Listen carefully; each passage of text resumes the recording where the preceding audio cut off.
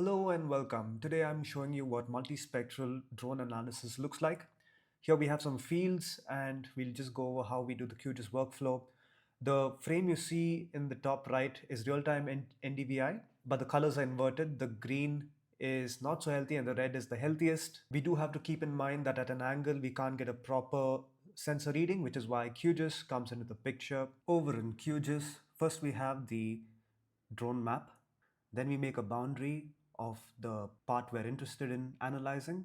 We end up with something like this. After that, we make some field boundaries and another grid so that we can take average of the pixels to indicate NDVI, health scores, and other metrics. Then we import the NDVI layer. Here, as you can see, it's not so informative. We do know that in this red area there is a bit of bad vegetation, but that's turning out to be no vegetation in this case. For us to get a proper reading, we're going to threshold it. So we want to eliminate these pixels which are not relevant for our NDVI calculation and averaging process. So we do a thresholding. Now here, as you can see, the red is been assigned to 0, meaning we've removed any values which are less than a threshold of 4, and we've kept only the pixels which are greater than 4, which implies that it's vegetation. And then we get the mean as per that grid. It's taking the mean of the pixels within a particular square, and there's 4 quartiles which have been assigned here with different colors. Now, depending on what you want to do, for example, if you were to spray, you don't want to be spraying the areas which don't have vegetation.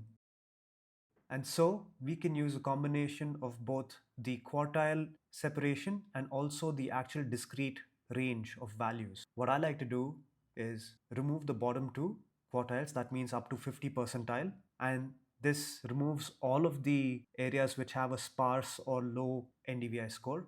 But we see that these are actual fields which require some spraying, let's say, but we need to integrate it somehow. We know for sure that here the top two quantiles are well represented, covering most of these fields. But to make sure that we encode in our automated spraying algorithm these fields as well, we could include the discrete values, separating only those areas which don't have vegetation, like these places, and maintaining the top quantile, which is here. So for example, if we were to remove the quantile, we see a proper range of values between 0.4 to 0.7, which are in these fields, not doing too great, of course. And we have the better performing fields over here, which are from 0.7 to 0.9 in NDVI. So basically from this, we can assign variable rate spraying, for instance, and have an automated drone apply different levels of fertilizer or pesticide, as the case may be.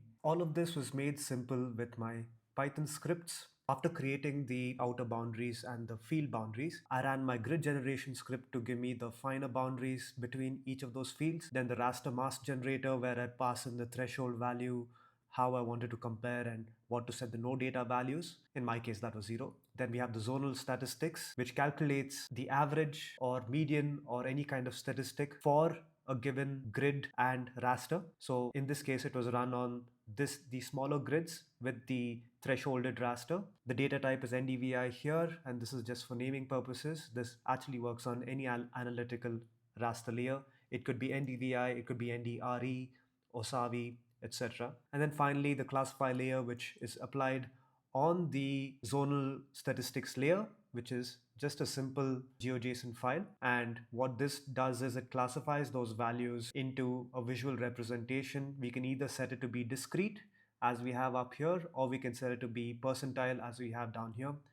And we've seen that a combination of both the discrete and percentile is optimal to zone your field and execute further operations.